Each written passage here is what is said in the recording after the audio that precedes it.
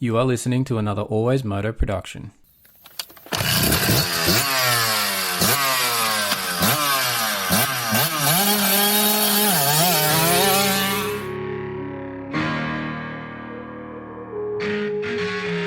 The AlwaysMoto podcast with your host, David Hogan. We talk moto events from around the world. All the injuries, all the training ins and outs, the bikes, parts and gear inspections.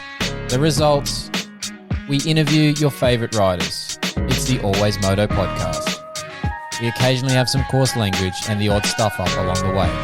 If you don't like it or you don't agree with us, turn it off right now. I'd like to remind you that he is not a doctor.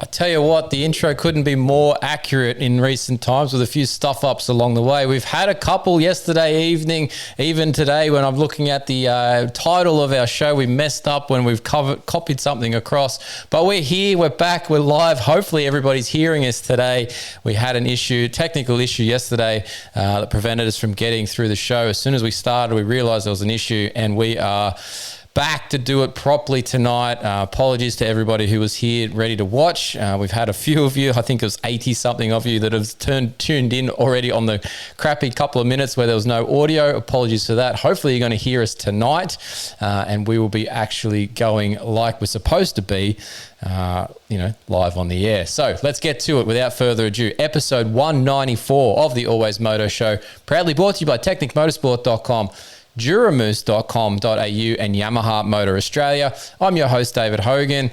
Welcome in to the AlwaysMoto show. We have got a decent show coming towards you. Finally, like I said, after a little delay, it's only 24, maybe not quite 24 hours late, but here we are. We're going to recap some of the racing that happened at the AusProMX round at Conondale, which was round 7. We've got the race coming up this weekend, final round 8 at QMP. We'll actually be there. We've got a little bit of a Yamaha intro going on the Monday and Tuesday after the round. So Yamaha's taken us up there for the race, which is awesome. So we'll be a part of that. So we'll talk a little bit about those things that are coming up as well. We're going to review the things that happened at Washougal in the AMA Pro Motocross because 1, it's cool. 2, there's Aussies doing really well in the 450s. But 3, I'm going to be back over there in a couple of weeks. Going to be there for Unadilla, going to be there for Budds Creek, going to be there for Ironman. So the final 3 will be there, part of it, getting some special content that I can't let you in on just yet. But we've got some plans and some things in the works. And I've got to thank a couple of people for that. One person in particular who you'll probably find out and hear a bit about from them when we get over there. So we'll leave all you hanging on that side of things because there's some stuff in the works there as well. So pretty cool finish off for the next few weeks for the second half of the year for us here at AlwaysMoto. But let's get to the show as well. So covering those things about Washougal. Obviously not talking anything for the AMA side of things because they're about to go to Loretta's when they're having their pro break for that side of things. Of course, we're going to have our co-host tonight, our normal regular co-host, the AlwaysMoto Contractor, Ben Grinly. He was here and on mute as well, basically, yesterday evening. So he's back to go again. But we've got a special guest. He was meant to be here last night. He's been so good to readjust and come back around. He'll be here in about 25-30 minutes, give or take. It's the privateer from the MX3. He's a New South Wales guy. I've been seeing him in the Motorcycle New South Wales state title coverage that I did this year. He's switched to a GasGas. He's privateer mounted with that. He's the number 8 Rafael Rossiter. Looking forward to chatting to Raf later on here on the show. Hopefully we can get some good information out of him about what his program's about, because he's quite sneaky fast dude, particularly in the motocross from the state titles that I've been watching. We haven't quite seen all of his potential in the MX3 and the Nationals just yet, but he's getting towards that pack, but he's on the younger side of things. So looking forward to talking to him. All right. What do most of the bike brands out there have in common, from your Hondas, your Kawis, your Suzukis, Yamahas? Well, they all have KYB or Showa suspension on their motorcycles, and they all need to run genuine parts because that's how they perform best. Now, if you need to get those genuine parts for KYB and Showa, then you need to get the Australian distributor on board, and that's TechnicMotorsport.com. They are in Sydney, and they have shipping all over and a very accessible website that you can order pretty much everything that they've got on their site. Bulk quantities, small quantities, whatever you need, get it shipped to you the next day if you get your orders in nice and early on the day before. and they will basically send you everything you need. Wipers, bushes, seals, A-kit suspension. It's all there available, genuine parts. So check out technicmotorsport.com to get all your suspension aspects covered. Now, don't forget, we've got our other sponsors on board, of course, with the show here at AlwaysMoto. We've got Barkbuster handguards. We've got funnel web filters, pivot pegs, Tech 167 3D printing, and of course, Duramoose and Yamaha Motor Australia that support us throughout this as well. Now, we've got a couple other things coming up here. We mentioned that Yamaha intro. We'll get to something that's special going on with that as well. Don't forget, the AlwaysMoto community is up and running. You can join it if you're watching live. You should be heading over there. Join the community. Pay us a little donation a month. It's $1 or $2. There's a couple of options there. It's a very small amount, but it would help us support the show and get things rolling here even further. Like I said, we've got some big things coming up for this second half of the year. If you want a t-shirt, one of these, they're $25 plus postage and handling. Basically works out to be about, what they work it out, $36, $37, I think it is, because it'll go express post anywhere in Australia.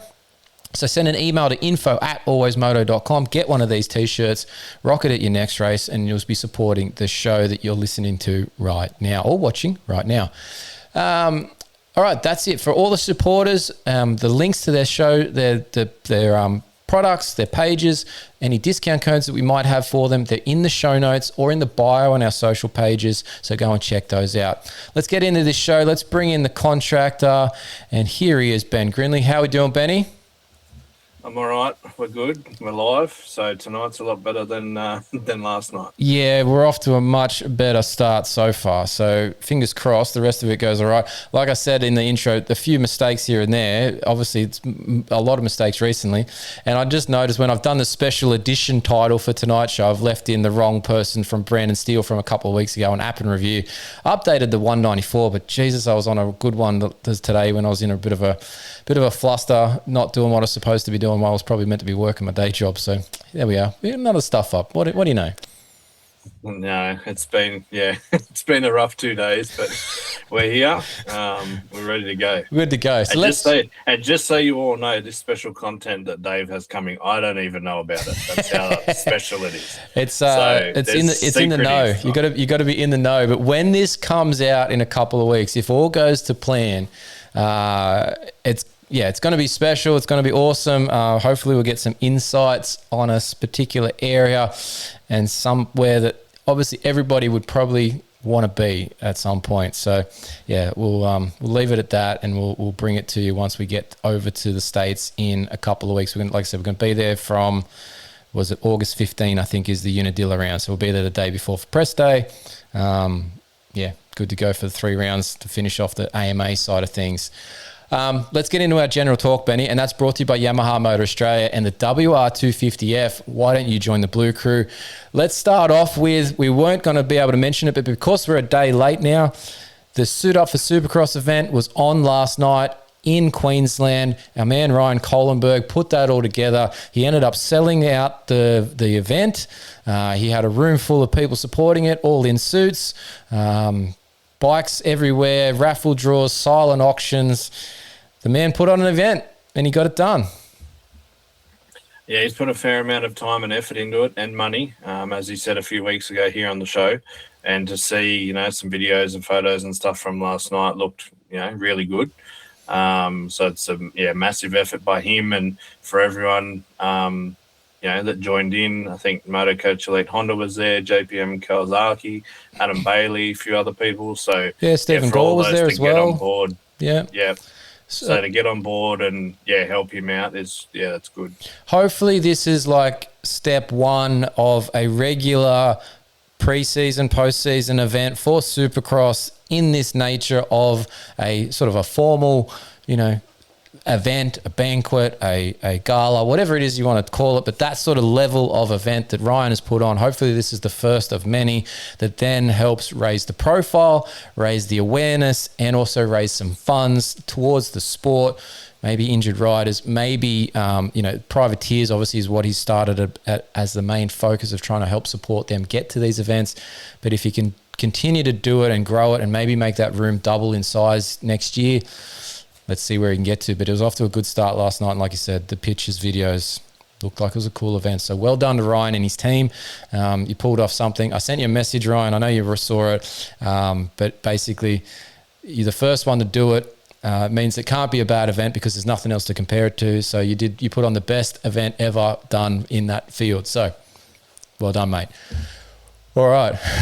It's a little bit of a, jive at the same time, but it is accurate, right? Yeah, it is. That's right. All right, Pro Motocross. Let's talk Pro Motocross from Washougal. Let's go straight to the 450s, Benny. This is a two-man show, and it actually is almost...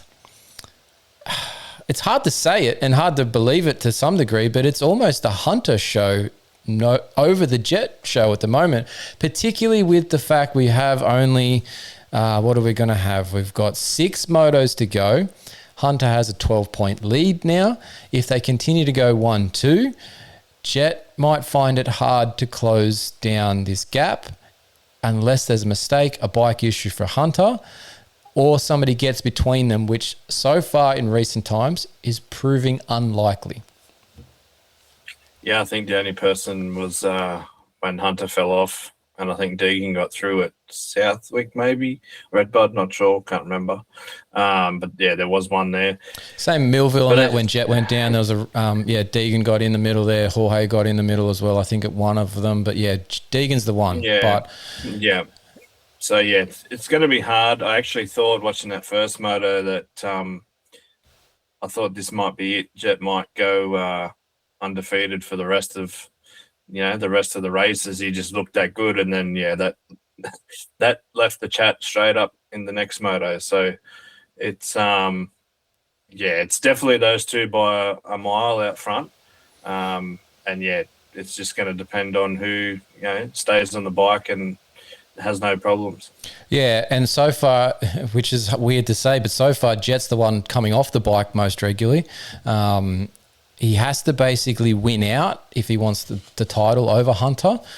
So this is, at this point, again, similar to Supercross earlier in the year, which didn't go the way Hunter would have liked, but it's Hunter's championship to lose at this point. So it'd be interesting to see how this all plays out. I guess the next thing to bring up in all of this, there's two parts. One that helped that championship lead is the penalty to Jet. I'm going to put my thoughts out first. One, I think the position on the track and where he was, he basically didn't do anything essentially wrong, but because he has to accelerate from a point off the track to get back on the track, and that is, as per the rule book, the issue with accelerating off the track. He did do that, but that was to get back on the track, so he got a penalty. I don't think he should have. I think there's no discretion in that moment. And when you look, he missed one. By the time he went round and then turned and went to go back on track, he missed one track marker. Yes, he missed a bunch when he went off the track initially down the side of the hill there, but he's going over a jump, floating off the track, has to gather that up. What else do you want him to do? He's slowed up, turned, and then accelerated back on the track. I don't see an issue with it, but they got him because he accelerated off track. So that's where they are. They've been consistent on that side of things, but I think it's a average ruling. What say you, Benny? Well, I guess lucky for us and lucky for him, they didn't. But what's the difference between that one and the second one when he crashed? I think he pinned it even harder off track back onto the track. Yeah, and he was right next to that flag marshal point too, on the top of that jump there as he came down. It's exactly the same, right? Yeah, so what's, like I said, lucky for him, but what's the difference between the two of them? If you're going to penalise the first one, then you penalise the second one. If you don't do the second one, well, we don't worry about the first one. Yeah, valid point, and just curious how it's all going. So then my point about them being consistent with the off-track bit, they're actually inconsistent from that viewpoint, which I don't think they'd even considered that second one. But when you watched it, I remember sitting there going, oh, he's off track and he's accelerating. That's weird, or not weird, but like that's a bad spot. I remember actually standing there last year on that particular point because that was a point where the photographers could sneak past the tabletop or the hump of the jump there, past that flag marshal point and get down the other side to take shots coming over that jump there. So yeah, he could have hit somebody at that point, Yeah, well, just watching the bloke move out of the way or step back a bit was what caught my eye first. Yeah. And then here comes Jet, flying down there. So, yeah, like I said, if you do one, you really need to do the other. But probably lucky for Jet, they did. Yeah, but like I said, that's then impacted his points. It would have been a little bit closer if it hadn't have been that way. It might have been sort of a half or less of that. I can't remember exactly, but yeah, so that impacts things. The next thing I want to chat about is this foot peg design. Obviously, this injury that Jet's been dealing with, the talus bone fracture, we've mentioned it before. It's still something that's a problem. I find it interesting from my physio background as to why it's still a problem this much at this point when he's having so much therapy. And I'm going to use the inverted commas and therapy loosely because I don't know exactly what he's doing. I assume there's some stuff going on and I can pick it up from watching, and knowing what is happening in certain places that he goes to see treatment for, which I may or may not agree with. But it's an issue and they've got this foot peg. Now, obviously the team has done a great job to develop the foot peg and support something that they see going on. But is it then actually helping or causing some of these weird crashes that he's having in recent times? I don't know if it's a good thing or a bad thing, or if it's good in one area and bad in another, and it's the lesser of the two evils, if that makes sense. I think it's a good thing, like it's helping him, but he's also, I think now, and even before the peg, trying to adapt to a new way to ride, and that isn't helping to start with. Then you throw a foot peg in that you've got to then try and learn to ride your new style. Yeah, you keep adding things to it, right? Complexities, right? It's making it harder. And like he has improved, don't get us wrong, but I think that, all these things are starting to add up, and these, little crashes are, not because of the foot peg, but because of all these things, mounting up together, and him probably double guessing whether, should we be running it? Should we not? Is it really helping? Is it not? It's just one of those things that I guess it's only him in his head, and his camp he can work out with. Yeah. Interesting situation around. I wonder how much longer that foot peg stays on the bike, particularly after this couple of week break while the Loretta's championship goes on. I wonder if it's there when it's at Unadilla, and that'll be one of the first things I go and snap a shot of if I get the opportunity to, right? So we'll see how that one plays in, because that will be interesting. I doubt it's there for Super Motocross, put it that way, but we'll see. Maybe it is. One more thing I'm going to cover in the 450s. Obviously, the results back behind that, they're not insignificant, but they're not part of that championship battle. Nobody seemed to be breaking into that group of Jet and Hunter. They're very much 20 seconds or thereabouts in front of the rest of the field. So there's not really a battle so much there. But the return of Eli Tomac has caught my eye in the last two rounds of the series. You always expect Eli to come back in at maybe a little bit of a slower rate and build into it, but the fact that the next round that he went to actually got worse for me, I feel like, that caught my eye a lot. Yes, he's never done outdoors on a KTM, but he usually does really well at Washougal. It's the second round. I don't know. I don't know what to make of it, Benny. I'm just a bit like eyebrow raised going, what the hell's going on here? Yeah, I'm not really sure either. For me, you'd probably just skip outdoors and worry about SMX. I thought at least go to Unadilla. Give yourself the break, set the bike up. But here we are. Yeah, so it's a hard one for me. I probably would have just waited. But I think, he's just got that itch to ride, and he's probably looking at some, social comments and media comments and, thinking that he's just going to come out and probably prove some people wrong, and it hasn't really worked in his favour yet. Again, Unadilla will be an interesting one to watch from his point of view. If his results crack into the 10 or lower, back of top 5 sort of thing. Because if they don't, if they're the same as what they've been, where he's that 11, 12-ish range, you have to wonder what is going on completely, because we will have had then 3 weeks or whatever it is to work on things. And if nothing's better, that's not a great look in the book of a 4-time outdoor champ and 2-time Supercross champ or whatever he is. So, yeah, interesting situation there all around. Let's hit 250s, Benny.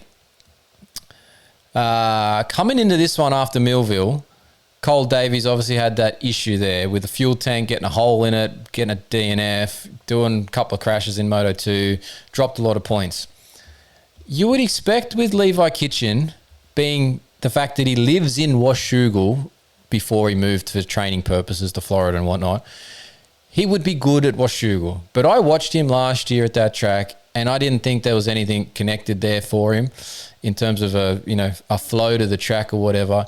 And again, this year, it's not something you would associate with a home track advantage. Normally that home track advantage is you boost up 3 or 4 positions, from where you would normally finish. And he's normally 5-1 finishing. So you think he should pretty much win. Yeah, it wasn't the case. So, but for Cole Davies, that track, his skill set, the technicality and the patience suited him down to the ground. So he killed it there. Yeah, I think it's a bit unlucky. I still don't think he would have won, but Kitchen going down in that first corner pile up in Moto 1 is not ideal. But second Moto, it's the same sort of thing without the crash. So I don't, for me, I think he needs to probably go on a 450 outdoors and not worry about the 250. He's big boy, tall. That extra bit of power would probably help him. Indoors, not so much, doesn't matter. But, not being able to ride the track, I'm not really sure what he thinks of that. I know it's a talking point. But, for Cole to go out and go 1-1 and ride with the intensity and, just put on a show, it's, like we said, I think before outdoors started that we hadn't really seen him do much because of the injuries. And, now we're sort of seeing what he can do outdoors. Yeah, it's nice to see him doing this finally. He missed out on it, getting a chance to do it last year because of that injury at the final round of Supercross, which technically wasn't massively his fault, getting landed on there at the end of a qualifying session. So I actually commented on X at one point last week that I'm disappointed that we didn't get to see Cole Davies against Deegan on a 250. I think there might have been something to that, but we got missed out on that. So we're going to have to wait until Davies goes graduating to 450s for this sort of thing to play out, which will then be a whole nother beast because then he'll be against Jet, Hunter, whoever else has moved up by that point and, Dominic going through it all. So, yeah, it'd be interesting to see what happens. But we missed an opportunity for a Deegan-Davies outdoor battle that might have been interesting to watch. On the other results in the 250 Bart, Ryder Di Francesco, Chance Hymas, Carson Mumford, those guys are back. Like, those guys are having some interesting results in the last few weeks. They have been building across the season, and I think they're seeing the rewards of their efforts in the last couple of rounds, particularly Di Francesco, particularly Hymas. Mumford's been there or thereabouts, but he basically was podiuming himself recently, which is fantastic for him. So, yeah, good job. What else do you say? Like, it's just finally recognition for what they're doing, right? Yeah, it seems as though Deegan's left the class and the seas have just parted and everyone thinks they can be the guy. It's so, this, especially the last few rounds, there's so many different names up there on the podiums, and it's actually worth watching now. Like last year it was a bit, Deegan's going to win, whatever, doesn't really matter. But this year it's actually worth wanting to watch it. So I think it's good. Yeah, it's made it interesting, right? And particularly, I like the timing that it's all happening as well in terms of where things are up to, particularly for Chance Hymas. I want to see that 20-second lead at Unadilla, Chance Hymas, again at this year's Unadilla. And I feel there's a potential that happens, but he's going to have to deal with a guy who probably is going to like that situation as well as just as much in Cole Davies. So it could be a really interesting race between those two come Unadilla in a couple of weeks' time. So I have to keep an eye out for that. All right. Anything else from those AMA side of things you want to touch on? No, I think that's it. I All think right, that gets sweet. us to, AusProMX. Yeah, definitely. So let's go. Let's talk track prep and we'll see how far we get because our man Rafael's probably only a few minutes away. So, Conondale, round 7. Different venue. It hasn't been on the series for a little while now, but it has been a part of the series in the past. It's a big open venue, more of a natural terrain. Yes, they've got some jumps into the hills and stuff now and some other bits and pieces, but originally, way back when, it was just a grass track, as per our historian Paul Goggs in our group chat, giving us all sorts of info there, which is awesome. But I think I liked the track prep. It was good. Wasn't muddy. Wasn't dusty. It was sort of in that middle range. It wasn't rip deep, which was good as well. The only thing that I wasn't stoked on about the whole thing is that it's such a big venue that they could have had some in-field viewing that they need to do in Australia. I don't know how they do it, but I feel there's a big opportunity around one of those U-turns there. There was the big tree that they were going through. They could have had a whole big section there that linked into one of that hillside viewing points, and that would have been a much better use of the facility to get the spectators in, but it was well attended. And then the only other part was I think a couple of those bits are a little bit fast for my liking. Like the straights are a little bit long in some sections, but it's a different style of track compared to what we have elsewhere. So that's good in itself. Yeah, there's been a lot of comments about the track prep after this race. I'm not sure who said it. I did say on Facebook that it was nice to not melt an engine after what we've been going through. I did see somebody posting about the fact they didn't have to do so much pressure washing after qualifying and stuff, which again, our guys have had absolute grief this year in that aspect, from mechanics and stuff and teams. Yeah. And I think that jump, through the tree there, the tree was all padded up. I think that was a cool section. You are right, though, a few fast sections that could probably be tamed down a little bit. But overall, throw an obstacle on it or something, right? Just to bring it down, because I felt there was a couple of sections where they're really getting going. And I'm like, it's good, but do we need as much of that? Yeah, but overall a lot better than what we've had. Yeah, so no, I think it was good.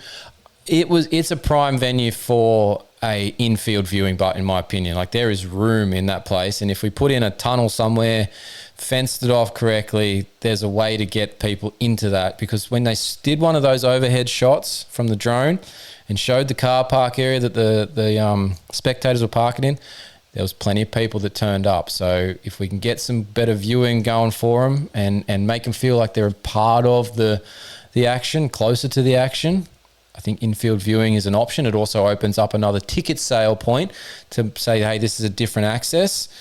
Pay extra to get into it. It's supporting the support and all that sort of stuff. I think it's a worthwhile thing. We can't do it at so many of our other Australian venues because of the way the track snakes back and forth on itself and there's no infield as such.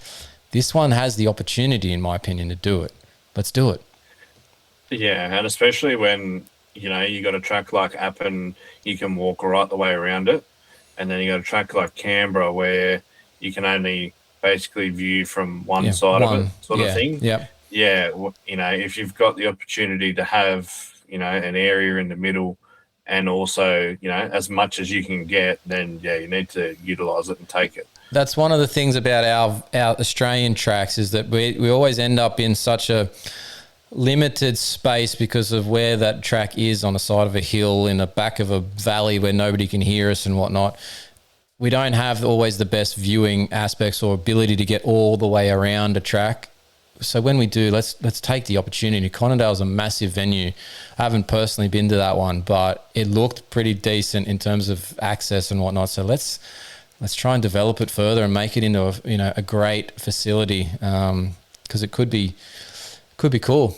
People obviously wanted to go there, right? They had the attendance, so that side of things was really good. Let's talk. I'll bring this one up. I was going to bring it up in MX1, but let's go the TV coverage. And did you or did you not like the link to the CDR Yamaha radio comms? Yeah, I thought it was really good. When you're at the track and Like, you don't really get to hear anything when you're at the track. Even being media, you sort of don't get to hear that sort of conversation happening. So I think, to put it on the TV, put it out there, everyone across the world can watch that and learn from it and see, what's going on. I think it's a really cool insight that they did that. And, they probably need to do it more often. I love the concept. All I want them to do differently is rather than just go to it, because they'll obviously go into it live, and then, the CDR team might not have been saying something at that point and they were like waiting for something to be said. But I think they need to do more like the F1, where they grab it and put it up at 30 seconds later and say, here's what they said. Let's just have someone listening in, snipping bits of it, and when there's a good bit, pop it in, and just pop a little thing up that says, hey, Monster Energy CDR Yamaha, here's the the voice line going, the wavelength, and do it that way. But otherwise, I think it was a cool addition to the coverage. I think F1 do that really well. Supercars, I think last year or the last few years have done it live, and you obviously get the odd swear word and whatever else cut. I'm here for that sort of stuff. Go for it. Yeah, but then this year they've cut it. They're doing sort of F1, they're cutting it out and then playing it, but they've got the guy sitting in the pits and the bloke is talking about whatever's going on out on track. Like, it's the bit of time delay isn't great, but for for us, it wouldn't really matter. But for that sort of stuff, it's, you sort of look at it and you're like, but F1 do it really well. Yeah, the F1 one, I think we need to aim ourselves at that, right, and go from there. All right, let's cut our chat on the MX1s and Pro MX. We're going to bring in our guest because he's sitting here waiting, so let's let him in here. We're going to go admit Rafael, and we'll get our screens up and everything. Oop, admit. Why didn't that not admit? There we go. Hello. Here he comes. Now let's make sure we can get him on the screen. I've got to get the right screen going up here, and we'll get. Oop, he's just gone black screen for a second. Pin this one for everyone. We're going to get everybody in the right order. Yep. That's right. You've done what you need to do, Raf. You just there he is. There we got him right in the middle of the screen now. We're good to go. It's the number 8 from the MX3 class. He's on the Privateer GasGas, which we're going to ask him about in just a second. But it's Rafael Rossiter. How are we doing, Rafael? Pretty good. Yourself? Yeah, good, mate. Nice to have you on the show. Sorry for last night. I'll apologise in person. I've done it probably profusely in the text messages while we're setting things up, but just a schmozzle of an effort last night, and we even stuffed up the title of this one tonight. But anyway, we're going. We're doing it. We're good to rock. So let's get to first question from me, because I want to know, I watched you all year, or the beginning of the first half of this year at the state titles on a Yamaha, and then I see a photo of you this week. I see the coverage, and next to the name on the Pro MX coverage for Rafael Rossiter, it says GasGas, and I'm like, they've got that wrong. What have they done there? But you're on a GasGas, mate. What's going on? I don't. It was a bit of a last minute thing where my mum actually. It was a bit of a weird one, but me and Dad, like last week, like the week before the event, we were looking at bikes and we're like, why don't we get a GasGas? And because they're like the cheaper KTM, I can just put my 350 pipe on it because I train 350. And my mum drove 9 hours from Brisbane down to Sydney to pick it up from Sutto's. Drove 9 hours back up just so I could ride it like the next day at Willowbank to train on it on Wednesday. So yeah, it was a bit of a weird one, but I got used to it pretty quick. The bike just felt like a regular KTM, and so you've ridden a KTM during the week or something in recent times to know that this was a worthwhile idea, I gather. Yeah, I've been riding a 350 for like the last year. Okay. My KTM, yeah. But racing Yamahas for the first half of the year and riding a 350 in training, is that what you've been doing? Are you telling me we're doing this sort of weird setup at the home front? Yeah, that's exactly what I've been doing. All right, cool. All right, but yeah, so it's completely stock that you raced on, I gather? Completely stock, not even suspension. Like, it's got air forks, bone stock. Just, it's got a KTM pipe on it, and it's got like a 2-stroke cage and some handguards for the weekend, and yep. She was ready.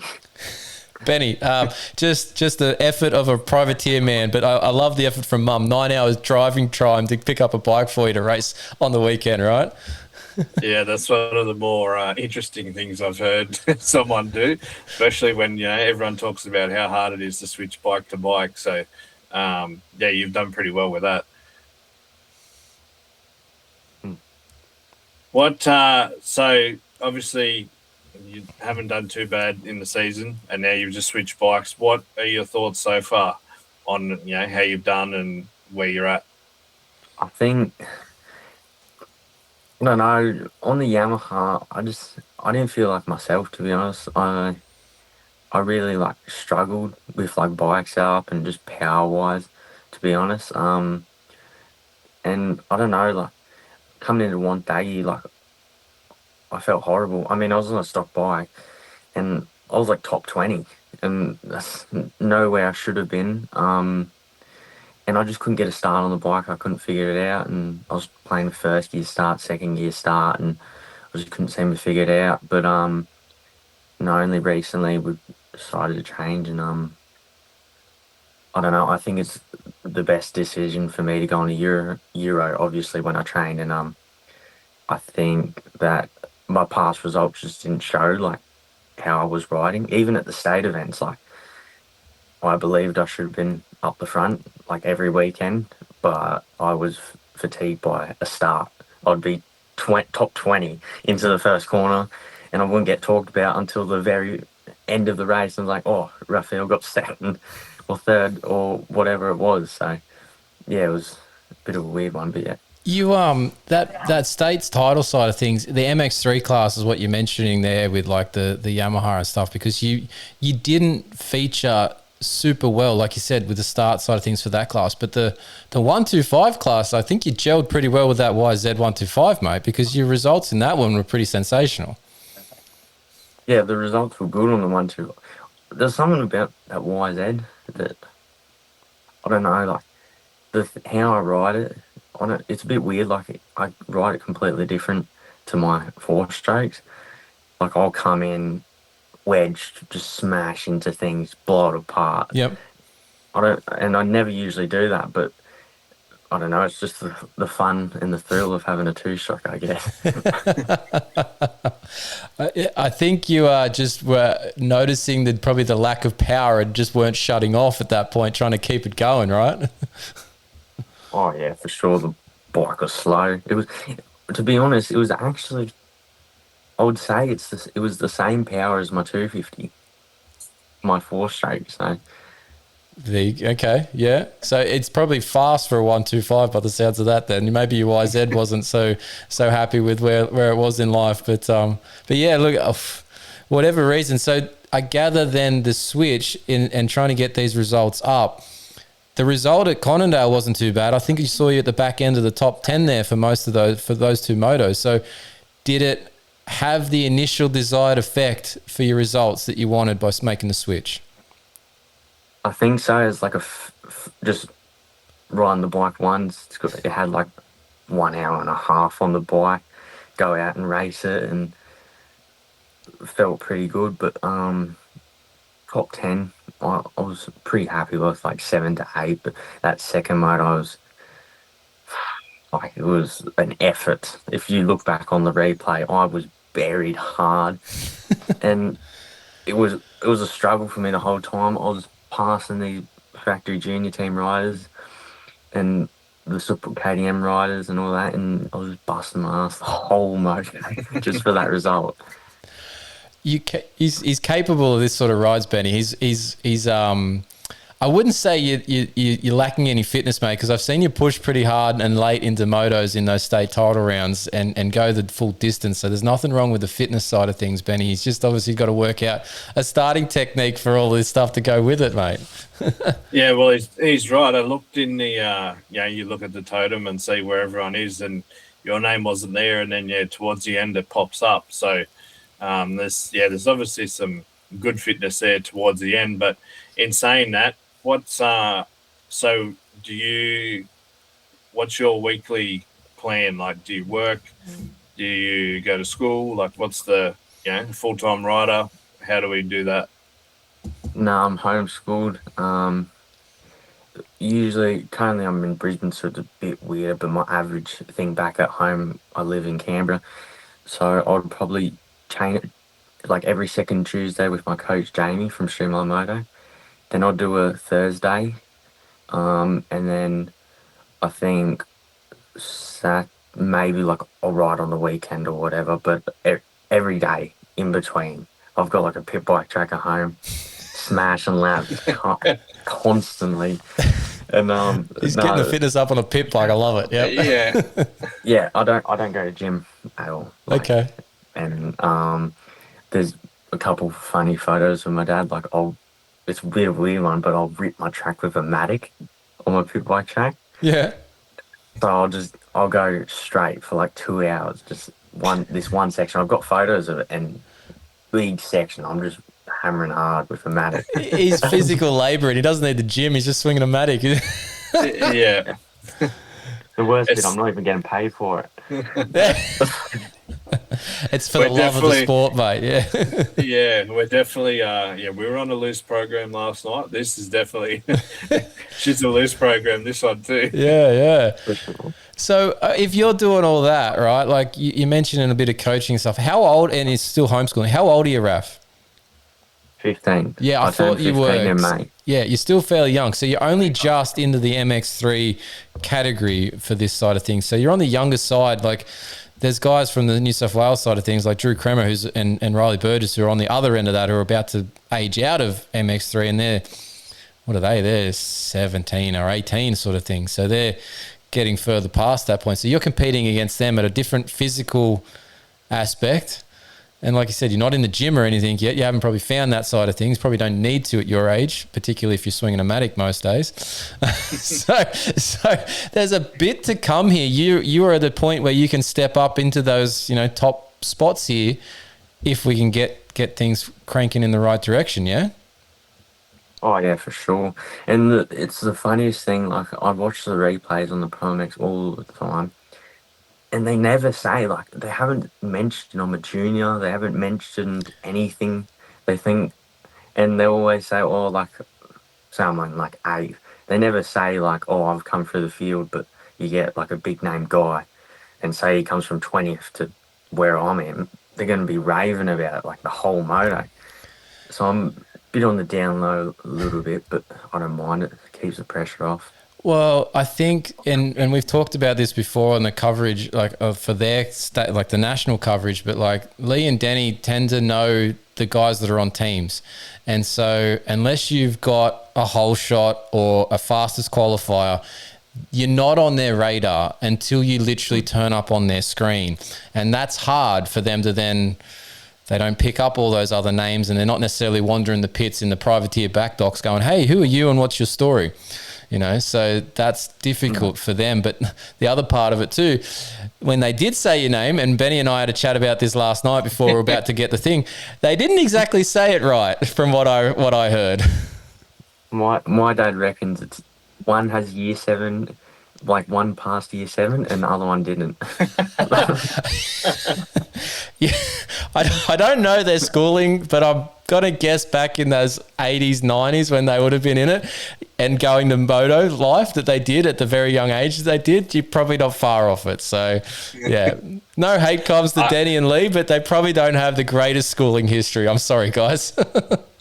I said to Dave before we started, I said, and I'm throwing Denny under the bus, I've got a mate with the same last name as you, and I've never heard anyone say it wrong. He's the first person I've ever heard say that last name a different way completely to what it's actually meant to be. Oh, yeah, for sure. It's and then the Americans, they'll stuff it up even harder. Well, yeah, look, maybe that's your cue, but you can use that situation that they announced your name wrong. When you see him this weekend at QMP, you walk up to him and go, hey, Denny, my name's Rossiter, not, what did he say, Rosita or whatever he said? Yeah. So you got it wrong, but I need you to say it this way, and that can be your introduction, and then they'll be looking for you on the coverage. So maybe you can use it to your advantage. Yeah, true. Yeah, it'd be a good idea. Yeah. Yeah, I think you should go up and do it because it's worth your time and effort, particularly for what's potentially next year and further on, because hopefully your results will continue to improve, and you don't want them calling out, "Oh, it's Rosita," every time you get a decent start or a podium or whatever, right? So let's correct it now. Yeah. But it's always one of them as well. it's not the first one. I actually had to talk to. I asked Corey Eisel at Appen the other week because I heard the same thing from the two of them. They said Easel on the coverage when he got a decent running at one of the rounds, and I said, "Am I saying it wrong? Because I've been saying Eisel on our state coverage," and he goes, "No, you're doing it right." I'm like, "Oh, good. Yep, I'm sweet. I'm clear." So no, it's one of those things. Maybe it was just a mistake on his part, but anyway, it's worth you going up and correcting and moving on. Because on all that, what's your plans? Obviously, this is the last round for motocross coming up this weekend at QMP. What's on the schedule? Are we taking that gas and getting some suspension work done for Supercross, or are we just going to run it stock through that, or are we not doing Supercross this year? What's on the cards for Rafael Rossiter? So we're going to do this round, and then after that we're going to do MXGP. Have you got a wild card? No, I'm in the MX3 class for the NSW. Oh, nice. Yep. And then I don't know what we're going to do with suspension-wise. We might do something, to be honest. And then after that, we've got to go Aussies. Mm-hmm. Australian Juniors, yep. Yeah, we're going to miss the Townsville round because I don't know why it's on the last day of Aussie. Yeah. We've done this. We've covered this with the AME guys the other week. But yeah, it is what it is. Moving on. And we're going to do Townsville. No, not Townsville. Geelong and Newcastle. Yeah, nice. There's no way I'm going to Perth and New Zealand. It's a bit of an expense for you guys at that point, right? Yeah. At least Geelong and Newcastle they can drive to, Benny. Yeah, well, after the 9-hour drive the other day, Mum will know the way to Newcastle. It's fair. Yeah, it's on the way, so she'll know. So with that in mind, the two races for Supercross that you're going to do, what are your goals for those two races? I don't know, to be honest. See where I'm at in the first round, but last year I raced it on, as you guys saw on the first round, Triumph.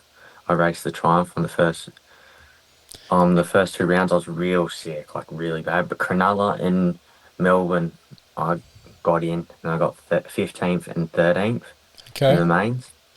And then I didn't even qualify for Adelaide. I was running like a bucket. But I love the honesty. It's great. Yeah. It's and then I don't know. I completely forgot what you said, to be honest. I just raved on and then your goals for it, but so do you think basically you're aiming, obviously by the sounds of it, to get top 15s or better for each round the 2 rounds that you do, not miss the qualifying, right? I think just go in it first round, just see where I'm at in qualifying, and then I don't know, maybe if I say now for top 8, I'll be happy for the first round. Yeah, nice. And then see how I go in the first one, and that depends how I go on for the next one. Now I'm just going to bring it up. I had a look down, Benny, at the chat at the minute, and I'm not sure if this is a mate of yours or not, Raf, but there's a Cooper 44 in here, and he's calling you Doug Henry, and I'm not sure if that's a thing, but he's saying KLX 110 140s. What's the pit bike you on, mate? Are you on a KLX or something, or what's the pit bike of choice? KLX 140. Yeah. And there's this sand track, and with me and my mates, and usually when I go train, I'll get everything done in the morning, and then a couple of us will hop on the pit bikes and go ham, Hey, so is this where we're practicing our Supercross block passes and stuff on the pit bikes? Have we got that skill down pat or what? I wouldn't know about block passes. I'll say takeouts. Okay. All right. Yep. Again, the honesty is fantastic. Yeah. The takeouts are more interesting than the block pass, so we'll take that. Yeah. Yeah. Oh yeah, for sure. No, that's cool. So, all right. So let's get back into the Supercross side of things. There, have you got somewhere to train and stuff on for these couple of races you're going to attempt to do? Like you said, you're in Canberra. Is there tracks nearby, or how far are you having to travel to get some time on a Supercross track before those? My coach Jamie, he's trying to sort something out with a track, and then apparently he's got a Supercross track, Okay. and then he said he'll just build the set of whoops up, build like two sets of whoops. Yep. I go around one, just keep doing them.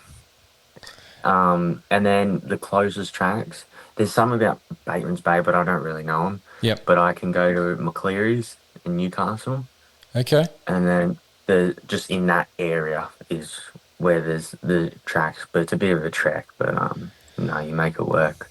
Yeah. Well, That's definitely tried. if you're coming for the Newcastle round, well, at least you could probably, with the homeschooling situation, maybe come up, a week or so beforehand. I'm trying to think of the timing there with Geelong. Is it the week before or a week after? Like the week, if there's a gap or not. But anyway, you get at least train in the Newcastle area because there's a few different options around here. I'm from the area, so there is a few in that area that you could actually get a bit of time on and, practice a couple of different skills, because you're not then just hitting the same two sets of whoops, at Jamie's place sort of thing over and over again, which you should get down pat by the sounds of it if you're going to hit them quite often. So Yeah, for sure. And no, there's definitely a couple of tracks. That's like the main area for private tracks, I guess, if you say so. yeah, no, definitely. So I guess too, you're wearing a hat that I'm going to have to bring up because I saw you in the gear. It's how we sort of got connected. Tom from No Fear gave me a pocket dial, and then we ended up chatting later that night. And then that's how we realized that, I think he was talking to your dad got in touch.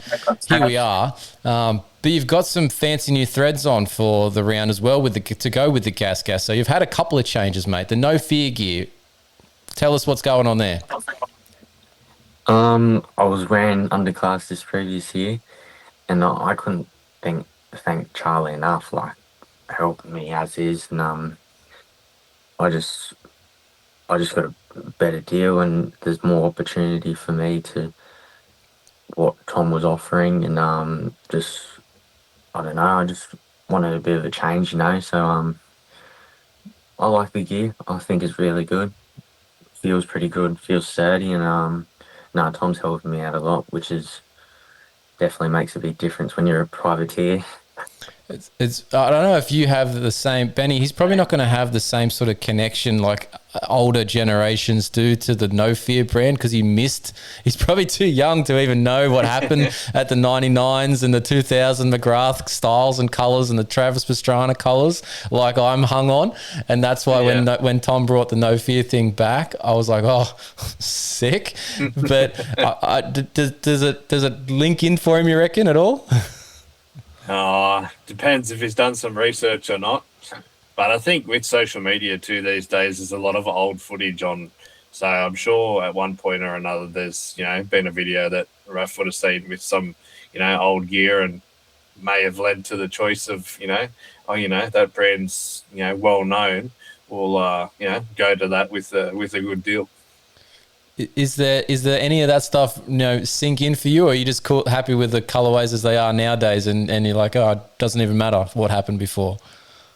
My dad definitely knows. I was wondering if that was going to be the answer. Yeah, I barely know. I wasn't born then. That was way too late for me. Yeah. Do some research. 90s. It's 90s motocross, isn't it? Is the Insta page, and anything Pastrana or McGrath from 98, 99, 2000, 2001 up to about 2003. That gear is where it's at. Those two guys wearing it was the primo setup. So, and hopefully we see some more of those sorts of colorways that they get to for the next few versions of the gear when they release next sort of colors and stuff. We'll have to see what they come out with. But yeah, you have to do some education on that, Raf. You're wearing a brand that's iconic. You got to know where it came from. I know a little bit, just like I knew McGrath and Pastrana, like how big it was back then, but obviously I wasn't I don't know everything, but just like from the social media side, I know a little bit. There's stories they've told on I think it was on Pulp and stuff when they were interviewing different people from that era, and like the company had a go-kart track in a car park that they'd go out on lunchtimes and just do stuff. So there's other things too that goes with the No Fear brand, but obviously they're back in the motocross scene, which is awesome, and Tom's doing a good job, and yeah, you get to wear it. So what have you got? I saw you in the red set on the weekend. Have you got something else for this weekend, or are you just rocking the red with the red bike or for the rest of these national round here this weekend? You'll see two different colorways both days. Here we go. I like it. Now, I did notice too, Bart, with your kit that you're wearing, you haven't lost the customary shirt untucked going on as well. No, that ain't going. Is that a planned thing? Like you tuck it in at the beginning of the day and it just comes out, or you start that way? What's the setup? No, I start that way. How I say it is like, if you tuck your shirt in, you'll pump up. So, It's a bit Jason Anderson like. Just let it all hang out. yeah, exactly. You've got your own look about your Raf. I like it. It's good. And yeah, just thought I'd ask that one because it didn't change with the gear change, which I like too. So it's good. I did want to bring up something as well from back in the state titles. There was a point in that at Dubbo, and on the coverage, and I think it was in one of the race post-race interviews, or maybe it was on the podium when I was doing the podium interviews. You said something that was really just like, oh, he's here for the right reasons. And it was basically when you won that round at Dubbo, and you basically said to us, you were sick of losing. And you just wanted to change the mentality, and I'm just going to win this one. Like, it's one thing to say that. It's another thing to actually do it. And like, you know, you obviously told yourself that before you went into the weekend, and you pulled it off, and you did it again the following weekend, the following race round at Bega as well too. So just talk us through, how did you come up with that mindset at that point? Because I liked it when you said that. It took me back a step when I heard it. I don't know. Just don't want to lose, to be honest. You put so much effort in just to go into the weekend. So you get a bad start and you don't really think it's your fault, and you lose because of it. And no one sees like how good you were riding actually. But it's a bit sad for me when I lose, to be honest. It's a bit of a better feeling when I win. Definitely the car ride home as well. Especially when you've been out chipping weeds in the track for 2 hours in the morning, and you don't win. It's probably disappointing. Oh yeah, for sure. Oh, we're gonna have to somehow clip that fact that I was maticking for 2 hours. And just put it up somewhere. But yeah, no, like that mentality there, I think it's going to serve you well, man, because if you can keep that thought that, like, you know, it doesn't matter what I do, I'm going to try my best and get cracking to the front of this thing, as you do with obviously all your races. Like, we've already covered the fact that you don't always get the best start, and you work your way through right to the death of these things. It's going to pay off. It's just a matter of fine-tuning a couple of things along the way. Oh yeah, for sure. And I think that most people give up by halfway. Like you see in America, they kind of just fade. But I know, I think when you see, you go, like when you come from the back, you see like you're passing these guys, and you see the pit board sign like drop what place you're in. So you're like, might as well keep going, you know, like a better result. People only see from the outside really, so they only see the 5th or the 7th or the 8th. So might as well make the most of what you got.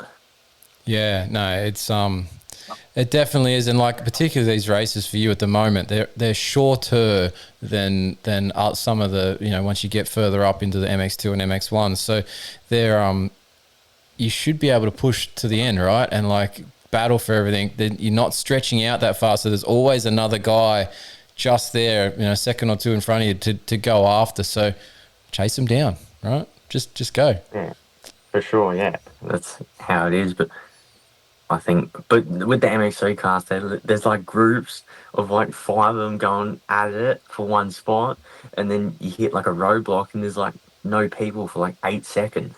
So you just run by yourself, and then you find another guy, and yeah, it just keeps on cycling. Yeah, no, it's an interesting class, Benny. Particularly like obviously even from the winning side of things, like it's been a very much up and down class, and it is exciting to watch because of that. But it's a difficult class to be in, right, Benny? Yeah, and I think it's even from sort of 7th to 1st is that's a group on its own battling nearly the whole race. So. To get close to that or be in that group is, you're doing well.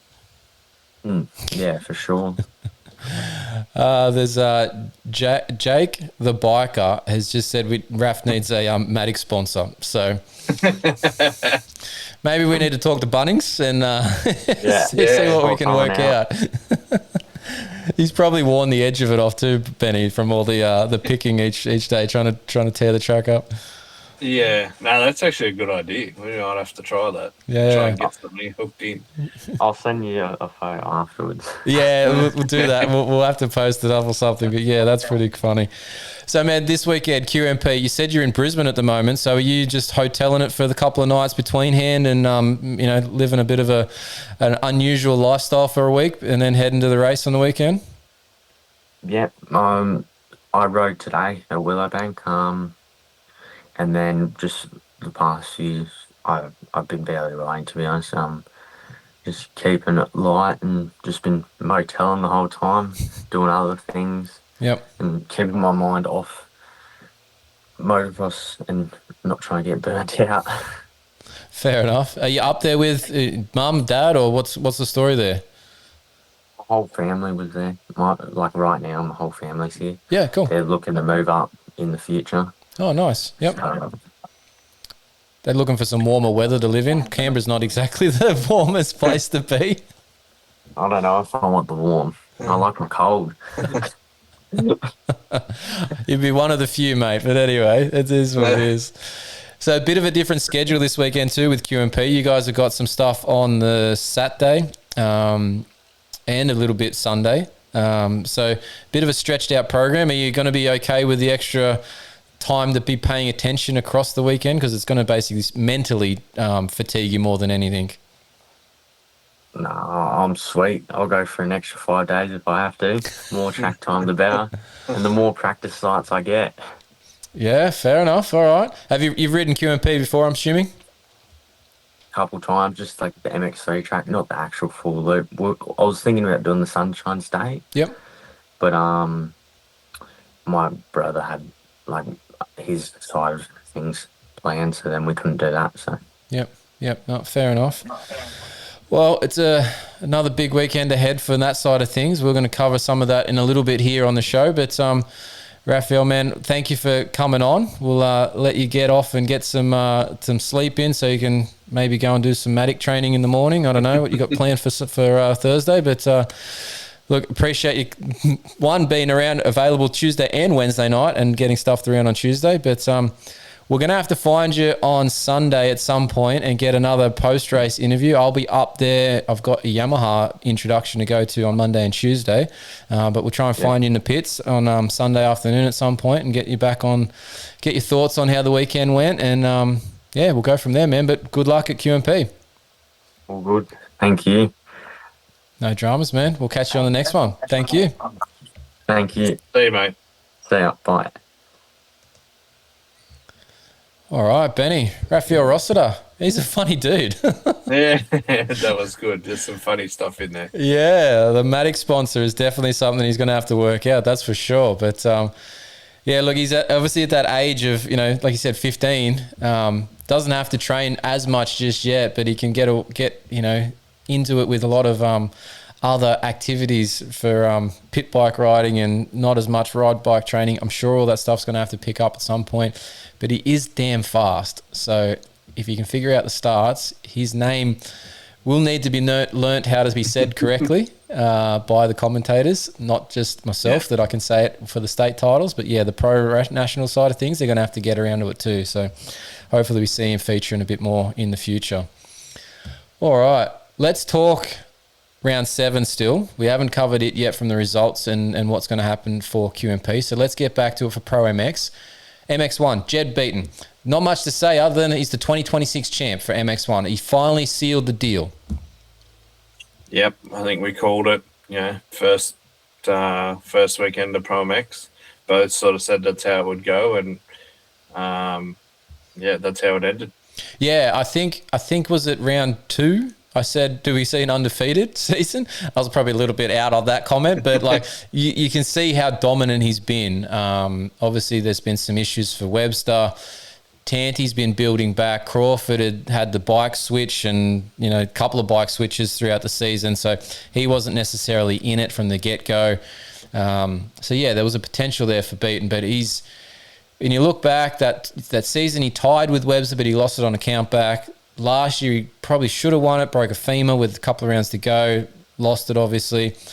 This one was the makeup of all those things. I've done some research on him too, because we're hopefully going to speak to him as part of this Yamaha introduction we're going to, that he's done an MX2 title in Australia, but he hasn't done any other titles. He's got a Kiwi MX1 title. No offense to the Kiwi titles. I'm not going to really count that as too big of a thing, but it's the title listed there. This is probably the biggest one for him in his career so far. And he hasn't previously been able to take his place on a Motocross of Nations team either. He got selected back in 2016, but broke a collarbone and wasn't able to do it. So this year could be the thing to link a few of those missing pieces from his career together. If he does the Nations, he's got this title.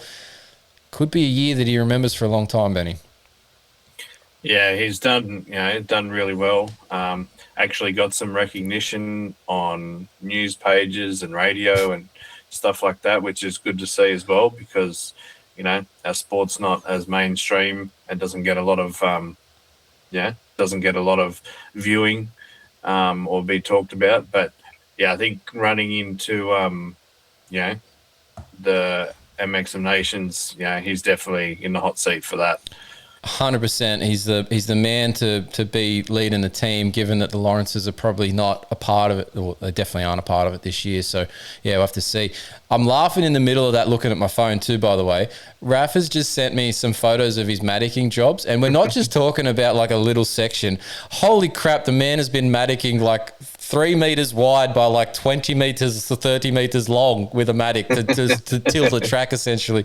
I'll post these photos later, but holy crap, he can swing a matic. So that's an amazing effort. Anyway, that's cool. Look, let's talk the round itself at Conondale there. Beaton was looking spicy in that opening moto to try and take the lead, went down when he was chasing Crawford. Crawford was probably going to be the talking point of the round with that Moto win, and then being there early in Moto 2, but then a crash, and it ended up being the Aaron Tanti talking point, because he got his first overall in quite a while, but he actually was challenging and leading motos, and he has been the story of a build back from a decent neck injury beginning of last year that's taken him basically this long to find everything, put it all back together in terms of that puzzle pieces. So this is what you're seeing with Tanti, these last few rounds where he's been building and building. I think we're going to see that. I mentioned it a couple of weeks ago on one of the shows. I was looking forward to what this Supercross Aaron Tanti could be for this year. I think we're going to see that guy that was leading the points for Supercross in 2023 or whatever it was. We could see that guy again, and that would be fantastic for our series. Yeah, and we said, he needs some good results, just a strong, Pro MX season. Sort of started to kick in and happen. Went 2-2 both races there, and that sort of seems to have, got the momentum going. He'd be kicking himself that he, came off late in that second moto. But yeah, definitely some momentum, and probably, has helped him a lot in the last few weeks. Yeah, if he does this again for QMP, it's there or thereabouts. Obviously, he's trying to track down that he's in that little battle with Webster for second on the championship that they're talking about on the coverage a lot, because obviously it'd be a 1-2 for Yamaha, which would probably make Daka quite happy, given that Honda's been dominating championships against him in recent years.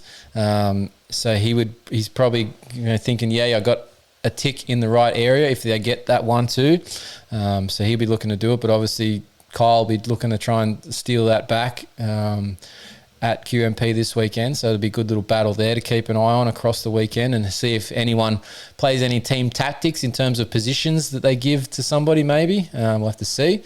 Doubt it, but we'll see. So that'll be interesting to keep an eye on. But yeah, Crawford had a good one. He's obviously feeling super comfy on that HRC Honda Racing Australia bike. Seems like what he wanted, he got in terms of the ride, and it's now actually equating to the potential that he probably saw in himself in that ride as well in terms of results now. So successful effort move, and potentially more for upcoming Supercross that he will do with them as well. Then does that lead to a signature for 2027 as a paid deal? Yeah. And I said, I think 2 weeks ago that, more time on the bike between these two rounds would probably help him. And then he definitely got some confidence with his starts. So yeah, I think this weekend as well, he'll take that form into this weekend, and probably, we'll probably get the same result. But I need to point out too, Kyle Webster, after won that championship, going and shaking all the Yamaha blokes' hands. Oh, that was cool, right? At the podium. That's really good to see. So I just wanted to point that out, because that's. I think there's one that's like, Kyle's a super professional, very sportsman-like guy. So I 100% see him doing that. But I think there's also a little bit in it too, the fact that he trains with Beaton Pro Formula, which is Ross Beaton, which is Jed Beaton's brother. He trains with Jed, and that Yamaha crew and that Honda crew, all are Victorian based. So there's potential that they see in each other quite often. So as much as they're combative on the track in terms of for the positions, for the wins and whatnot, there's probably a good camaraderie and mutual respect between all of them. And it was just great to see that, and that the coverage actually showed it. They didn't cut away and talk about something else. So yeah, nice work, Kyle Webster, on that one. Absolute professional. Yeah, and it stems, we talked about it after Appen. It would stem from Urive as well, be part of that. Urive at the MX3 podium and the other podiums, congratulating the other teams, riders and stuff like that. So, it's not just Kyle. Urive, does it as well. Yeah. So, yeah, I'd say, it's one thing that, it's probably, they're all part of it. On exactly that, and maybe the opposite end of that, but I find it quite amusing in the MX2, and it's not a dig, it's just a observation, but there is a man that is super frustrated, and it's showing in his post-race interviews and stuff, and that's Cade Kingsford, and he's from that Honda team, and he's not the one that's going around super easily just, happy handshaking and whatnot. You can tell he is hungry for that win, and he's not getting it, and it's just ticking him off a little bit. You can see it in his mannerisms, right? Yeah, and he's done really well stepping up from MX3 to MX2, and and the collarbone through the middle of the season to be at the point where he is. But yeah, it's obviously not good enough for him, and he's not happy. No, but that tells me that man is going to be somebody to deal with in this sport for a long time, and not just here. He's going overseas. If he does another one of those SMX Nexts and does the result like he did, I'm sure he's going to be over there, full time very soon. So keep an eye on him, and maybe this weekend, he'll be a bit between the teeth, because Larwood might just be paying a little bit safer at last round, because he has got a decent point lead. So the only way he's going to lose this is a bike malfunction or a big mistake on his part that leads to an injury as such. So Alex Larwood's put this season together nicely. He has been the dominant force across it, outside of a couple of little mistakes and a bike, couple of issues there, he's been the man in all conditions, and he did it again at Conondale. So pretty impressive for Alex Larwood, the position he's put himself in at the top of this MX2 championship. Yeah, and like, you know, you've only got to keep it clean now for, you know, 2 races, and it's basically yours. So I think, you know, we sort of said, would Beaton push if it came to it, or would he just take the position he was in? Sort of pushed that first moto and came off behind Crawford. So I'd expect to see Larwood just take what he needs instead of, you know, trying to push for the win. Yeah, it'd be the same sort of scenario. Exactly the same sort of thing. If the win's there, they'll take it, but they don't. That win rarely ever presents that point for the championship, you know, leader in the final round. So yeah, I expect him to be a 3rd or a 4th place dude, just a little tick off, because he'll be a little bit thinking elsewhere. And if he does seal it up in that first moto, the second moto, you just see usually that emotion output like run out of them, and they just don't have the same intensity. So let's just see what happens for him. Maybe he proves us wrong and goes 1-1. But I just think Cade Kingston's going 1-1 this weekend for some reason. So let's see what happens MX2. MX3, holy smoke. We finally had a 2-time winner, and it's 4 motos on the trot for this man. Seth Morrow, the Kiwi on the Honda, put it to everybody at Conondale. It was impressive. Mind you, did you see one of the videos of the replays back of the start? I can't remember if it was Moto 1 or Moto 2. I think it was Moto 1. Somebody crashes, bumps him, and he just like shrugs it off and keeps going. But that could have ended his day right there and then. No, I didn't see that. But that's not an ideal thing on the start.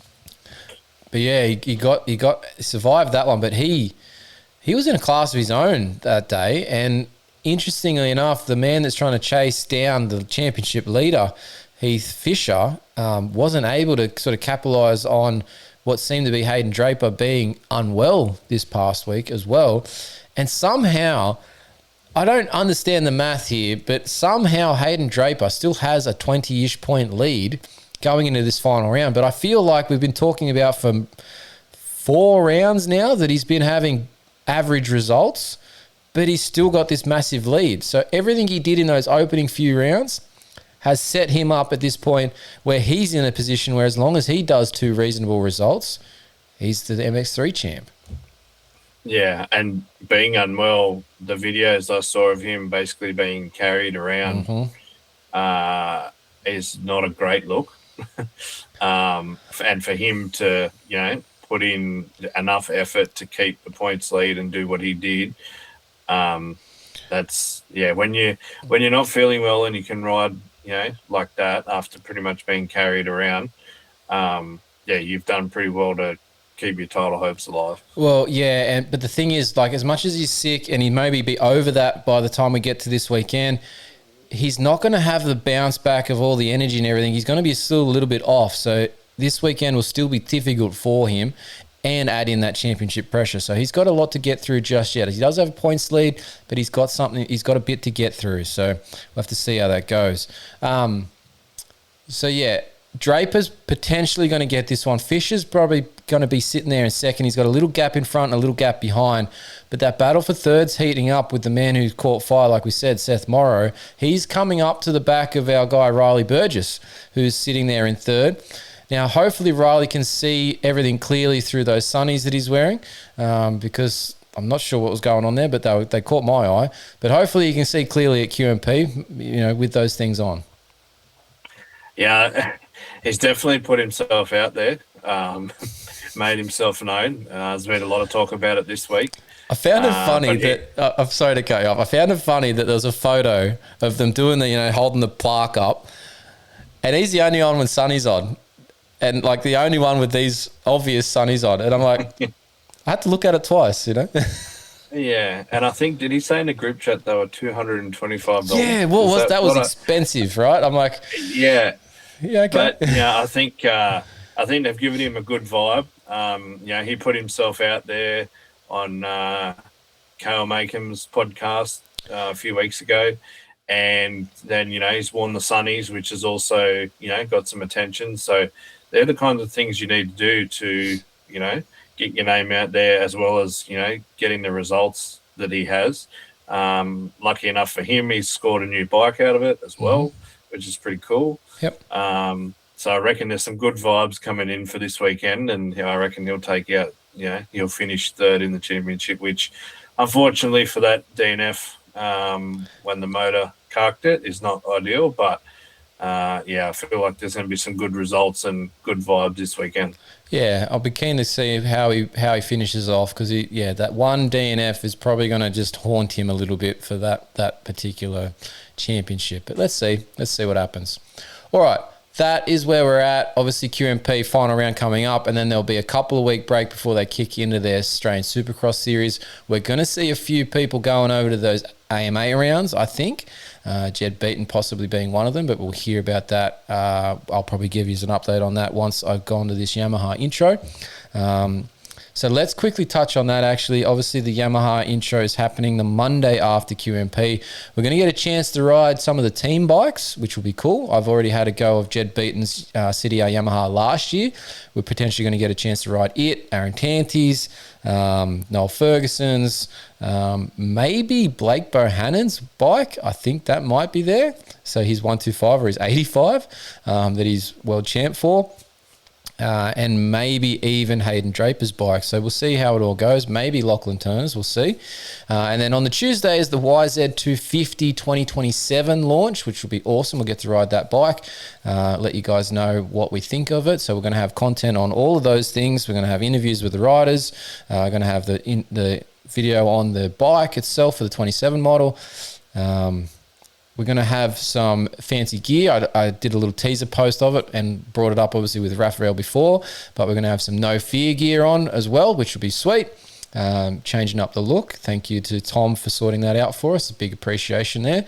But yeah, we'll get some cool photos with that on, which will be sweet. So yeah, I got a big couple of days coming up, Benny, with all this stuff going on. But yeah, thanks to Yamaha for having us out. Yeah, I'm interested to see this new look. The yellow and the light blue layout stuff is it's time for a bit of a change. So I'm interested to see this No Fear gear. Yeah, no, we'll be rocking it. We've got two colours because we've got 2 days of riding. So Tom was awesome enough to hook us up with two, so I didn't have to do any washing overnight, which is awesome. So I was worried there. I realised at one point when I was talking to him, I'm like, oh, damn. I'm riding Monday and Tuesday. I'm going to have to wash this stuff. And he's like, oh, I'll get your second set. I'm like, oh, yes, thank you very much. So we're hooked up well and truly there from No Fear. So appreciate that. You need to check out No Fear Motocross as well on their socials. You can order it. There's an Australian distributor doing it, so you can get it through your shop as well. You just have to ask them to get in touch. Otherwise, there's their website as well, No Fear Motocross, to get to. But yeah, appreciate that. So let's go into, I've got a quick Dave's diatribe and I'm pretty sure everyone's going to know exactly what it's about because of what happened last night. But let's get it. Let's hit the intro for it. This is Dave's diatribe. What's a diatribe? A diatribe is a forceful and bitter attack against someone or something. So keep your head down. You might be next. It's pretty obvious what this one is, but literally, I can't believe computer software because I turned on everything last night. I haven't used the streaming side of things for, 2 weeks? But it worked perfectly 2 weeks ago. I haven't changed a damn thing. I turn it on and it don't work. All that happened, it seems, from what I can work out, is that it updated itself and lost the connection to one of my audio pieces, my podcast deck that I've got connected for the audio. And literally, I turned it off 3 times, shut it down, updated it, shut it down, opened it, closed it, walked away for 20 minutes, came back, turned it on, and it worked. I didn't change anything. I didn't update nothing. It just worked. So I'm seriously peed off about it all. And technology can bite me on the butt. Yeah, I think we said the show would start at 7:30, and we were here at 10, still trying to get this thing to work for today. So yeah, technology's great at best of times, but sometimes it just And unfortunately for us, we've had a few of those times where it just doesn't want to play ball. I think the annoying part is, like, obviously it takes me a little time to get some of these things set up because I'm not doing this as a full-time paid gig. This is a hobby. We do our best with what we can. We try and use, some subscription services to do certain things. Some things we do on free platforms because obviously we're not making killer money out of this. We're not making anything, if at all. So, the few sponsorships we get in terms of gear, like we just mentioned about No Fear, that's just thanks for the gear. That's great. I'll give you a plug. But I don't have time to do lots of this stuff and refine it and check it and, set it up well in advance. So literally I turn stuff on at times and it should just work. And when it doesn't, it drives me absolutely nuts because, one, I feel like a failure and a fraud. But two, I then look at the thing and go, 80-something people have watched that video and now think that I'm an idiot. So here we are, presenting as best we can and professionally as we can, but sometimes it just goes astray. So hopefully you can all bear with us through the stuff ups. That's why it's in the intro. That's why it says there's occasionally the odd stuff up. Well, last night was a big stuff up, but anyway, it wasn't even something I did. As it turns out, it's just the technology didn't want to play the game. So here we are. Doing a special Wednesday night show. Yeah. But we've got through it and it's worked perfect. So yeah, we're back. So we should be all sweet. So like I said, we've got some big content coming up. I've also, for everybody, but for the contractor as well to hear it, Benny, I've ordered some more gear. We're going to be able to do some multi-people shows for Australian Supercross, and we're going to try and take it around to a couple of these and see if we can get some stuff the night before done. So we'll see if we can get some guests on, particularly the Newcastle one. When it's here, we can maybe even have people to the house to do it. So we'll see. We've got some stuff, like I said, we've got some stuff planned, but we've bought some more gear to try and increase what's going to happen. But it's also with a plan to do something, like I said, about when we're over in the States. So I'm going to have a bit of excess baggage on the way over. And we might be doing maybe some early morning videos. Maybe. So you people, maybe. We'll have to work that one out. We'll see. I've got a couple of ideas. We're going to work on how this goes. We'll have to see. At worst, we're going to have some recorded stuff. We'll see. Whether it's live or not, we're working that part out. So we'll see. We'll see. So plenty to come here. Let's... I think that's enough diatribe. I just don't want to talk about that ever again because I'm just embarrassed by what happened last night. All right, we're moving on. We're moving on. All right, let's go to quick product inspection. Obviously, we mentioned a No Fear gear, but let's go to a different one. Another product that we've had recently as part of our WR250 bike that we've had, and we've been building up bits and pieces over the last few weeks. We mentioned 321 Motorsports, motorsports.com.au on the last show because of some Enduro engineering radiator guards. Well, while I was there and shopping away on the website, and the guys were offering some stuff up for us, we've slipped into the cart a one gripper seat cover to go on it.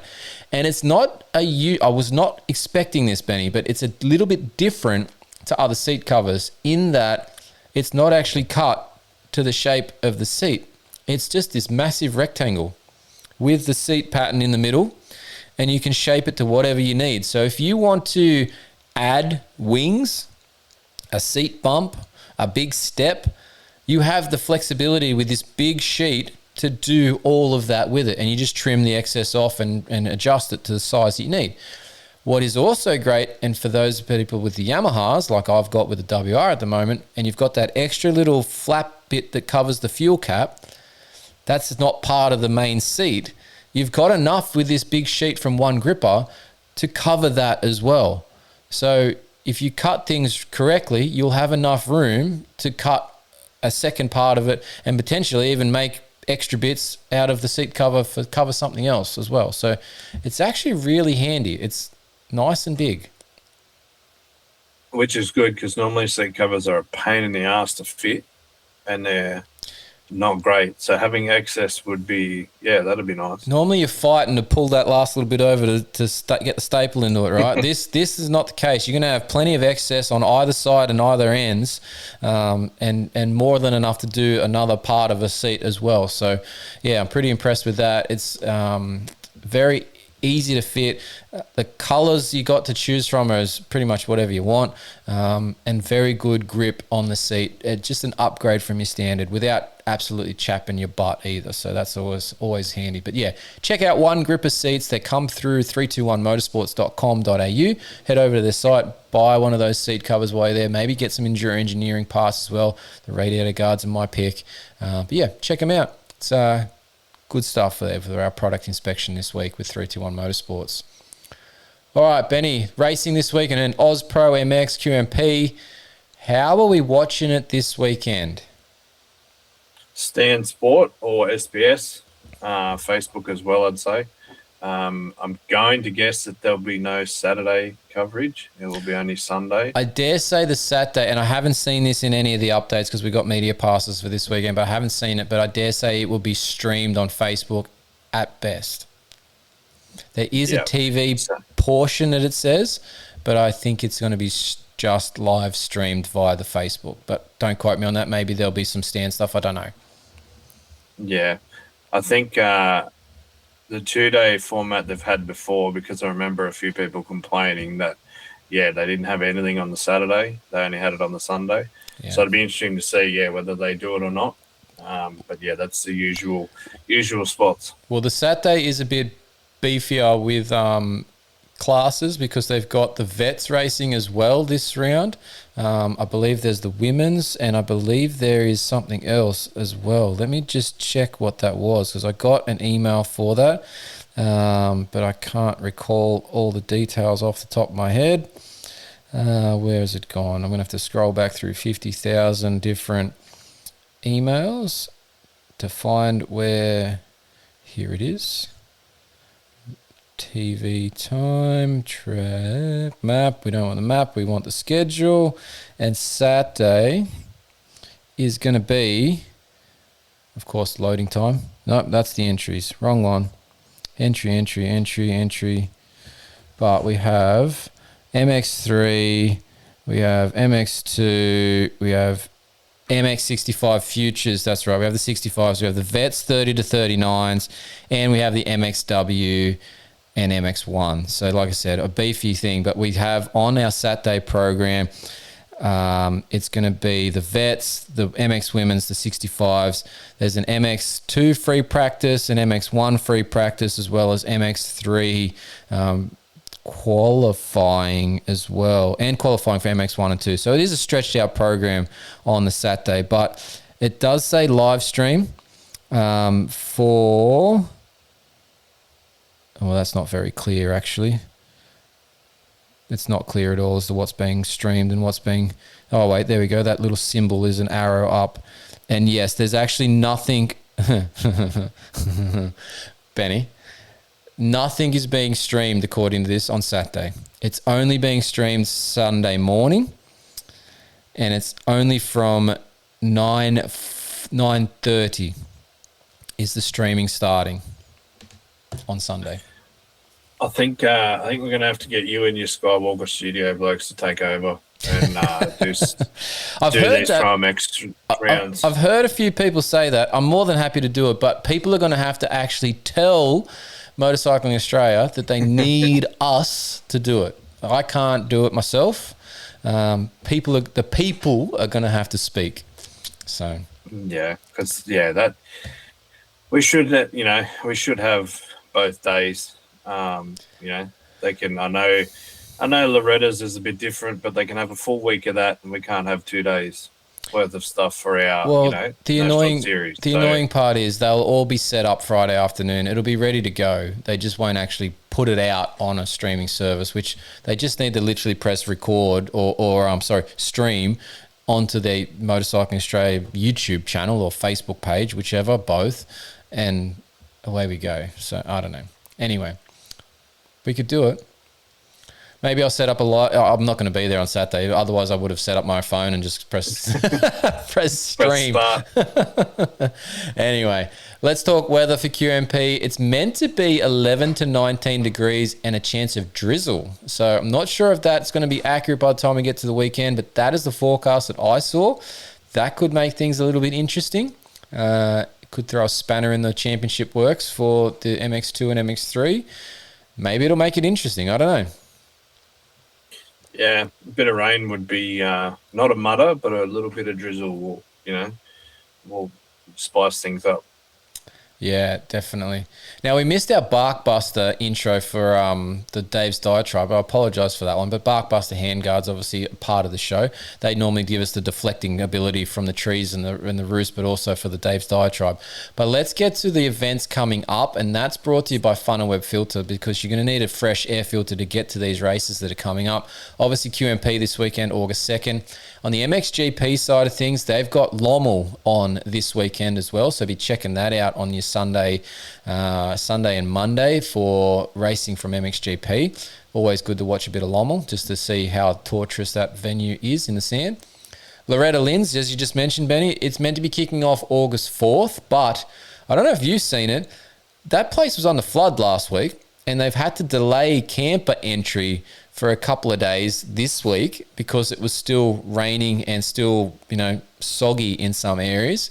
So not sure exactly how that's going, but I dare say they did say some campers have got into that. So it might be interesting, but Racer TV, I believe it is, where they live stream that. So if you want to watch some of that during your work day instead of doing the work, pop it on. You'll be able to watch all sorts of racing from all ages. It's actually usually pretty good coverage. So I think it's.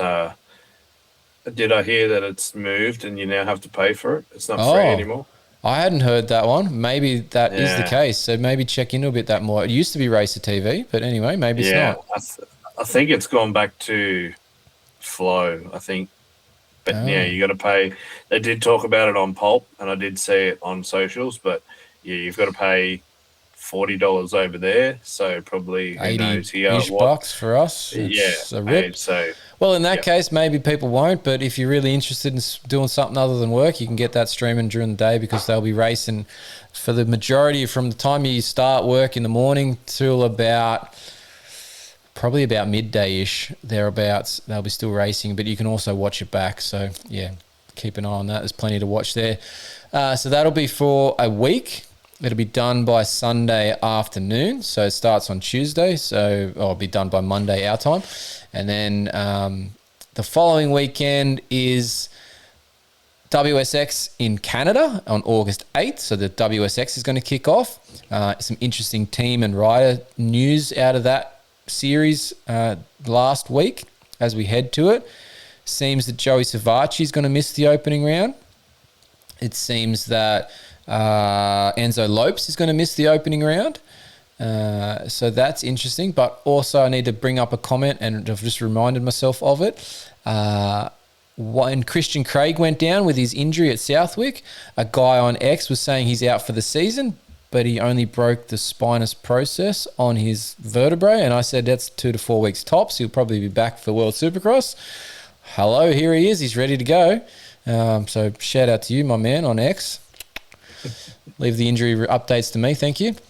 But yeah, so World Supercross, Benny, I actually excited, confused, interested all at once. Yeah, that about sums it up, I reckon. Yeah. The excited because there's a series starting for Supercross, World Series. I like it. Confused because Cameron McAdoo is going to be on a Kawasaki for Uriev's Honda team. Cooper Webb's going to be on a Yamaha, but then be on a KTM or a Husky come round 2. Michael Essie's turning back up to fill in for Enzo Lopes, straight out of jail. It's minor. I read that it's just a fishing net thing issue with somebody jumped the fence and borrowed a fishing net, so it's not a big issue. It's not like he killed anybody or anything, but yeah, still, he got arrested. But yeah, he's coming back to World Supercross again. I think the last time we saw him in World Supercross, he knocked himself out in Wales or something, wasn't it? So he's having another return. And he's also 40, very close to 40. Probably, yep. So that's interesting in itself. And then, well, that was confusing, but interesting. It's the week where it is, and then we don't have a race for 2 months, whatever it is, until the next one. So interesting. That's about spot on though for them. Yep. It's an interesting schedule layout. But I'm also keen that they've got Monster Energy on board, so they've got some outside sponsors coming onto the series. So it's showing that there's some growth there, which is a fantastic point for them. Yeah, they definitely needed a title sponsor. I think we've mentioned that before. And yeah, to get Monster, they'll be happy with that. Oh, and the New Zealand round. That final round being announced as New Zealand. Yeah, that's cool as well. Just disappointed that I can't afford to get to all these things because it'd be sweet. It's a bit like that. I'd be interested to see what the numbers are like. The two different rounds in New Zealand.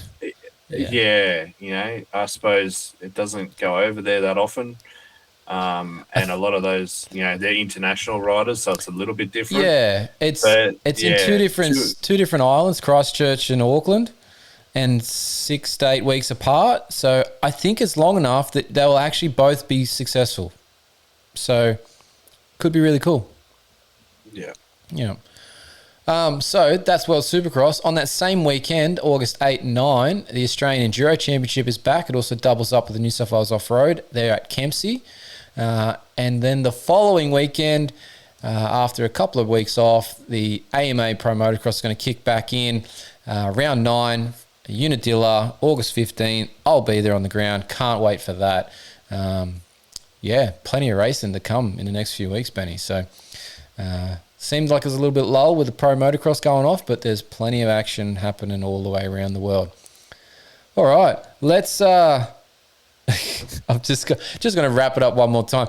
Raphael's dad has just sent me the picture of Raphael out there ripping this thing with a Matic, and dead set, he is a madman. But the youthful exuberance of a young man can be knows no bounds. So look, that's wicked. I love the effort that he's put into that. That's insane. Thank you for that, Peter. All right, Benny, anything to wrap up before we go? Just a quick touch on the you just mentioned the Australian Enduro Championship, yes. New South Wales Off-Road. I went out, of course, nearly when it was finished the other day because I didn't know the times for my round here. The speeds, you see people at Fink and how fast they go on the bikes, but I've never actually seen it in person. They are crazy when they're going that fast. That's the first time I've, sort of experienced anything like it, which is why I went for a look. And that's another level. I saw some footage of the track, and it looked like it was rather straight, Benny. It didn't look like it had too many turns in it. Well, there's one straight that they were going flat out, but one of my mates did it, and he said it was all just up in the hill, which would have been horrible for a lot of people, he reckoned. Mm-hmm. Shout out Josh Harris. But, he said it would have been a problem for a few people. But, yeah, there is a few straights around there because it is on our old Australian Off-Road Championship track. So the truck cars ones? More for buggies than bikes. But they made it work. Yeah, they've done that before when they went to like Nabiac for a round, and that's a car, like an off-road buggy sort of car venue as well. And so we tend to end up using some of those sections which are really wide and open and too fast for the bikes and not safe for the bikes if there is an incident. But the up in the hill part sounds like it would have been awesome. The parts that I saw, obviously, where they were easily accessible from the camera aspects was, it looked like it was a bit quick for my liking. Obviously, I have a bit of a history with fast speed crashes, so not my favourite thing to mention anymore. But, I did look at it and go, ugh. Looks like they were using the top end of the throttle. So, but sounded like it was a good weekend. People seemed like they had a good time. Just a lot of driving, Benny, for most people to get there. Yeah, well, finally, for once, it was only 50 Ks for me, so I won't complain about that. Short trip, first one. Yeah, what do you know? Yeah. Good. Well, yeah, good to see you got out to that one. Good that they had the event there. They're almost wrapping up their championship, I believe. This one with Macleay Valley, it's either the last one or there's one more, but they're very close to the end, and then we'll be doing their presentation evening later in October as well. So looking forward to that. Actually, while I'm on it, I shared an event on my Facebook page for the Australian Postage Bike GP that's going to be in Cessnock later this year. It's October 18. We'll be doing some commentary of it. Myself, Russ Hicks from Power Sport Central, who did the Motorcycle New South Wales coverage. The entries for that are open at the moment. So if you've got a postie bike and want to go rip it around the town of Cessnock on a road course that they close, which is super unique, and have a free event for the community to come and watch, and there's crowds and everything, and you'll be on the live stream as well, get your entry in. There are limited numbers of entries for the event that they can take because they only have so many that they're allowed. So get your entries in quick. So that's coming up. It's going to be super cool. If you can't get an entry in or don't have a bike, get out and watch it, or watch it on the live stream. So it's something interesting to check out there. Just something unique for our sport, postie bike racing. Super slow, but super competitive all the same. Yeah, have we had some big names do that? Have I seen over the years? Well, yeah, we had Chad Reed and Craig Anderson out there one year. We had, last year we had Tom Taparis and what was his partner's name? I'm just blanking. Cruz Halliday from the Australian Superbike Championship. So normally we get a few Australian Superbike Championship riders out there, a few pro motocrossers and stuff from the area tend to get out there. But yeah, we do have some people of note that you don't realise, and they're out there on a postie bike ripping it up. So it's a pretty cool event, and lots of community support. Obviously, a lot of there's going to be some industry stalls there. There's obviously a lot of food and merchandise events and stuff and stalls and that throughout.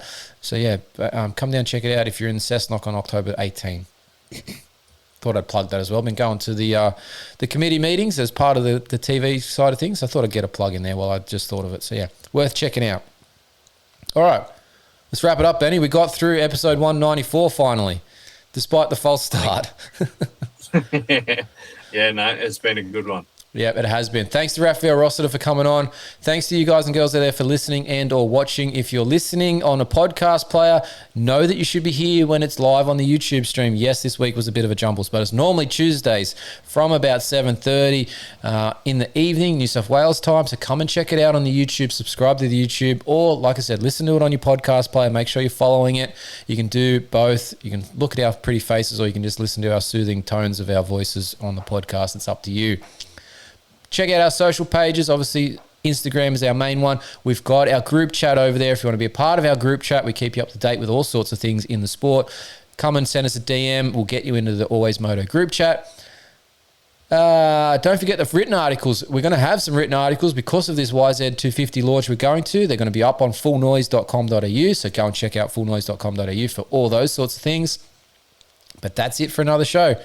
Thanks to Technic Motorsport, Duramoose, Yamaha Motor Australia, Barkbuster handguards, Funnel Web filters, Pivot pegs, Tech 167 3D printing for all your show support. Thank you to No Fear for the gear coming up for this launch for the Yamaha. Thanks to Yamaha for having us out for the WR250 bike as well, but also to getting us to this event. We'll see you guys at QMP. Thanks to the wife and kids for putting up with my shitty mood over the last 24 hours or so while I got this all sorted out, and for supporting everything that we do here. And we'll see you at the track.